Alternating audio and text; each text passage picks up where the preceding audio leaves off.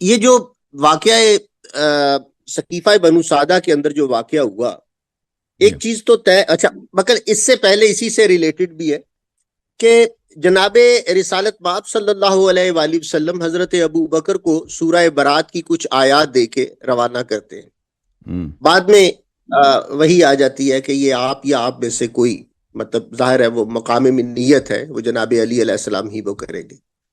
لیکن جناب رسالت مآب صلی اللہ علیہ وآلہ وسلم حضرت ابو بکر کو اگر اس کام پہ مامور کرتے ہیں جس میں آیات الہی کی تبلیغ کا کام ہے، تو اٹ مینس کہ وہ رسالت مآب صلی اللہ علیہ وآلہ وسلم کے نزدیک کچھ مذہبی اہمیت رکھتے ہیں.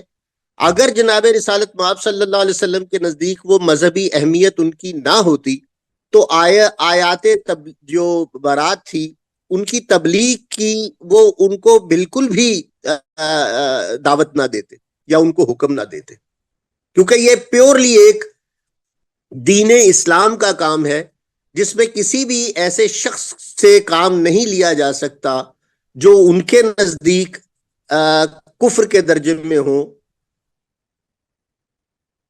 جی سر، اس کا جواب یہ ہے، دیکھیں کہ رسول اللہ صلی اللہ علیہ وسلم کوئی چیز اللہ کے حکم کے بغیر نہیں کرتے. اگر انہوں نے، اور اتنا اہم مسئلہ ہے، کوئی چھوٹی سی بات بھی نہیں ہے کہ کفار کو اب دیکھیں مشرکین کے نزدیک مکہ بڑا اہم مقام تھا. مشرک بھی اس کو بہت، ان کے سب مذہبی سیریمونیز وہ مکے میں ہوتے تھے، حج کے لیے آتے تھے، اس کو بہت تقدس کی نگاہ سے دیکھتے تھے.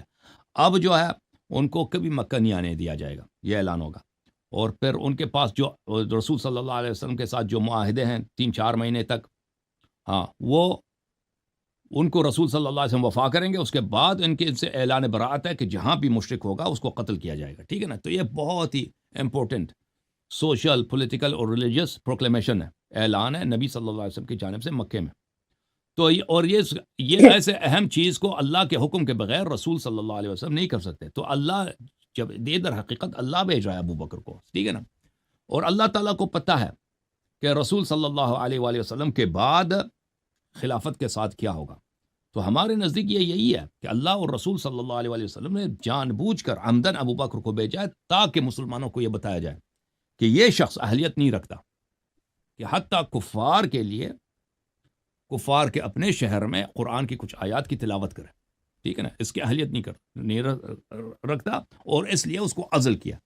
اور یہ عزل جو ہے نہایت ہی توہین ہے اور نہایت ہی ایک بے احترامی ہے کہ آپ ایک شخص کو اتنا امپورٹنٹ مشن دے دیتے ہیں اور پھر اس کو عزل کرتے ہیں. اور اہم بات یہ ہے کہ ظاہری لحاظ سے دیکھیں تو ابو بکر اس کام کے لیے نہایت مناسب ہے، کیونکہ مکہ مشرکین کا گڑھ ہے اور رسول صلی اللہ علیہ وسلم کے خلاف جتنے نہ جنگیں ہوئیں ان کا سینٹر مکہ رہا ہے، ان کا کیپٹل سٹی مکہ ہے. اور ان جنگوں میں جس شخص نے زیادہ مشرکین کا بالخصوص اہل مکہ کا خون بہایا ہے وہ امیر المومنین علی علیہ السلام ہے. ٹھیک ہے نا؟ امیر المومنین علی علیہ السلام اگر مشرکین کے درمیان جاتے ہیں، ان کے شہر میں جاتے ہیں اور ان کو ذلیل کرتے ہیں کہ اب جو ہے آپ مکہ نہیں آ سکتے، اور اب جو ہے آپ کو جہاں آپ ملیں گے ہم آپ کو قتل کریں گے. اور یہ ایسے ہیں کہ عرب جو ہیں ان کے خون کے پیاسے ہیں، کیونکہ ان کو وہ بھولے تو نہیں ہے کہ انہوں نے ہمارے سرداروں کو انہوں نے قتل کیا، فلان جنگ میں میرے باپ کو قتل کیا، فلان جنگ میں میرے چچے کو یا میرے ماموں یا میرے بڑے بھائی کو قتل کیا. تو مکے میں کوئی ایسا گھر نہیں تھا جس میں سے 1 یا 2 کو امیر المومنین علیہ السلام نے قتل نہ کیا ہو. تو حالانکہ ابو بکر کا ان کے ساتھ کوئی کینہ نہیں ہے، ابو بکر نے جنگوں میں کفار کا کوئی خون نہیں بہایا. تو اس لحاظ سے ابو بکر ایک بہت سیف آپشن ہے کہ ابو بکر جائیں وہاں پر. اس شہر میں ایک ایسا بوڑھا شخص ہے، بزرگ شخص ہے، نہ کبھی کفار سے لڑائی ہے، کچھ بھی نہیں ہے، نبی صلی اللہ علیہ وسلم سے کوئی رشتہ داری بھی نہیں ہے. ٹھیک ہے نا؟ اور یہ جو پڑھ کے سنائے گا یہ پڑھ کے سنا کے واپس آ جائے. اور علی علیہ السلام اس کے لیے ظاہری طور پر پولیٹیکل لحاظ سے مناسب آپشن نہیں ہے، کیونکہ مشرکین بالکل ان کے خون کے پیاسے ہیں اور پتہ بھی ہے سب کو، ان کا داماد بھی ہے اور ان کے چچا کا بھائی بھی، چچے کا لڑکا بھی ہے. رسول صلی اللہ علیہ وسلم کا کوئی اپنا بیٹا تو نہیں تھا. مسلمانوں میں اگر کوئی شخص ان کے بیٹے جیسا حکم رکھتا تھا نا، جو بچپن سے ان کے گود کا پلا بڑھا ہے، وہ علی علیہ السلام ہے. تو ہر لحاظ سے اگر وہ علی علیہ السلام کو یعنی موت کے دہانے پہ بیچتے ہیں، موت کے منہ میں بیچتے ہیں، موت جاز آف ڈیتھ میں بیچتے ہیں، تو یہ مناسب نہیں ہے، کیونکہ ان کو بڑے خطرہ ہو سکتا ہے. لیکن رسول صلی اللہ علیہ وسلم پہلے ابو بکر کو بیچتے ہیں، انہوں نے جو ان کو بھیجا ہے اللہ کے حکم سے بھیجا، اور اللہ ہمیں بتانا چاہ رہا تھا کہ یہ شخص، یہ فرد اللہ کے نزدیک رسول صلی اللہ علیہ وسلم کے لیے لائق اعتماد نہیں ہے، حتیٰ کفار کے لیے بھائی معمولی سے 4-5 آیتیں پڑھنے کے لیاقت نہیں رکھتا. تو اللہ تعالیٰ نے اس کو عزل فرمایا اللہ کے حکم سے. اور پھر ابو بکر کے اپنے سوال میں بھی دیکھیں نا کہ مختلف احادیث میں بہت زیادہ سنن نسائی وغیرہ میں کہ وہ جب آیا اس نے پہلا سوال ہی یہی کیا کہ کیا میں متعلق کچھ آیات نازل ہوئی ہیں، آپ نے مجھے اسی لیے بولا واپس کیا، ٹھیک ہے نا.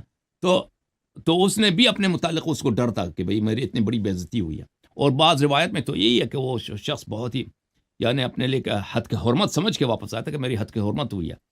تو یہ وجہ یہ ہے میرے عزیز میرے بھائی، اس کی اصل وجہ کہ اللہ تعالیٰ نے اس کو بھیجا تھا ہمیں بتانے کے لیے کہ بھئی یہ لائق نہیں ہے، تاکہ بعد میں اگر یہ خلافت سنبھال لیں تو لوگوں کو پتہ ہو کہ ایک ایسا شخص جو کفار کے لیے بھئی کفار کے شہر میں 4-5 آیتیں پڑھنے کے لائق نہیں ہے، وہ نبی صلی اللہ علیہ وسلم کا جانشین اور خلیفہ کیسے ہو سکتا ہے. جی سر. حالانکہ ہم یہ دیکھتے ہیں کہ جناب عمر کے لیے اس طرح کی کوئی مذہبی ذمہ داری رسالت مآب صلی اللہ علیہ وسلم کی پوری جو ظاہری اس میں نظر نہیں آتی، صرف حضرت ابو بکر کی نظر آتی. اچھا